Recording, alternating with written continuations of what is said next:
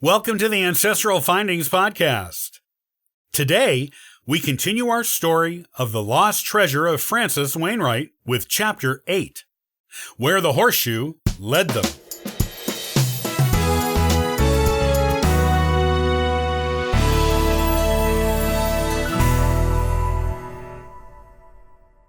The horseshoe miraculously appeared again and again in Saltonstall family wills, beginning with Mary and going through her second of three sons, Nathaniel Badger. Interestingly, Mary was a loyalist during the American Revolution, her husband, Moses Badger, being a chaplain to the British Navy. The horseshoe was handed to both men and women and crossed the Atlantic to England and back a few times. All 5 Willick grandchildren were surprised they were able to get so far in their search without having to go anywhere but their computers. However, they knew they would eventually have to trek out into the world. Francis Wainwright's treasure, after all, wasn't online. Gradually, they had to move from old published genealogical records to public records listed on the websites of courthouses across the country. Sometimes the records were free. Other times, they had to get out their credit cards to read what they needed to. They set up a rotation of taking turns on who paid for records when it was required to gain access. Eventually, they worked their way forward in time to the present, and the owner of the horseshoe.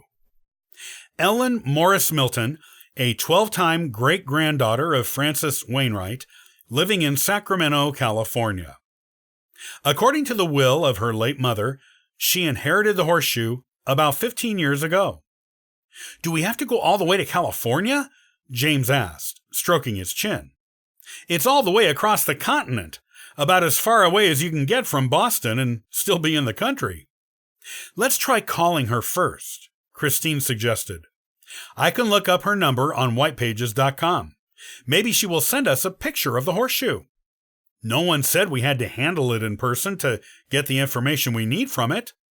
Besides, Ellen might know something about the significance of the horseshoe, or the treasure, or both." The others agreed, so Christine looked up the information and made the call.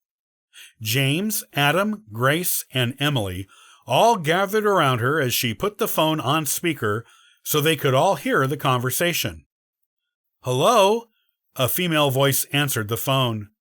It was impossible to tell her age by it, as you can with some people. But based on the age her mother was when she died, they all guessed she was probably in her 50s or 60s. Also, she sounded friendly, which was promising. Some people sounded grumpy and suspicious the moment they answered the phone, especially if it was coming from an unfamiliar number like theirs would be to her. "Ellen Milton?" Christine asked. "Yes," Ellen replied, still sounding pleasant. "Who's calling?" "My name is Christine Nichols. I'm calling from Boston. My brother and cousins and I have been doing some genealogical research bequeathed to us by our late grandmother. Your name came up while searching something our grandmother wanted us to look into. I was hoping you could assist us." "I'll certainly try," Ellen said. "I'm a genealogist myself, so I always like to help out others when I'm able. What can I do for you?" Christine explained about the horseshoe, their shared ancestors with Ellen, being Francis Wainwright and Philippa Sewell, and even the treasure, as she was certain many of Francis's descendants had heard about it. She was right. Ellen knew all about the legend of the treasure, but thought it was just that, a legend.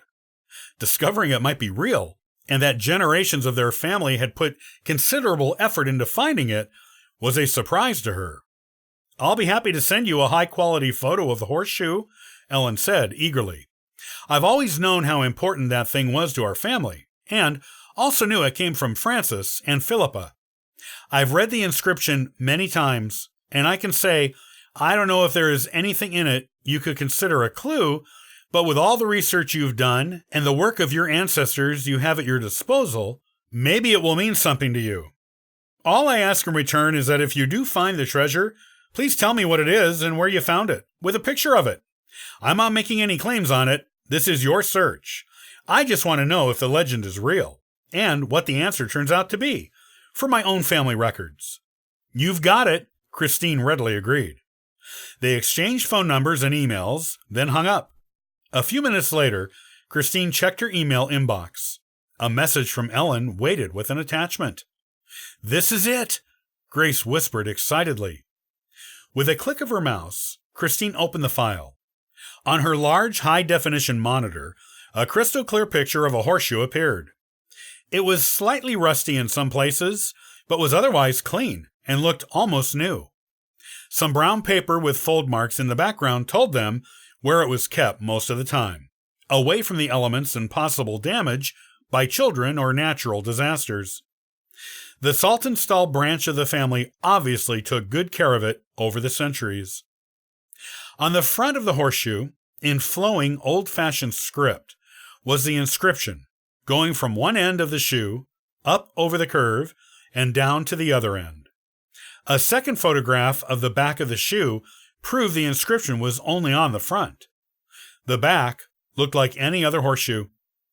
All 5 Willett grandchildren read the inscription, as Emily took it upon herself to also read it out loud to all of them. "Philippa, our love is as eternal as our immortal souls, forever entwining us as one.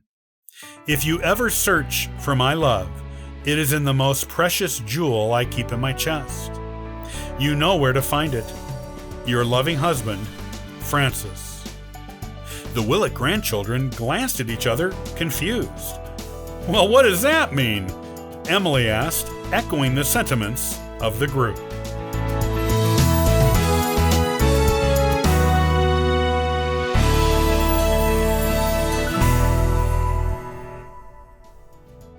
Thanks for listening to the Ancestral Findings Podcast. For free resources to help you in your genealogy research, you can visit ancestralfindings.com.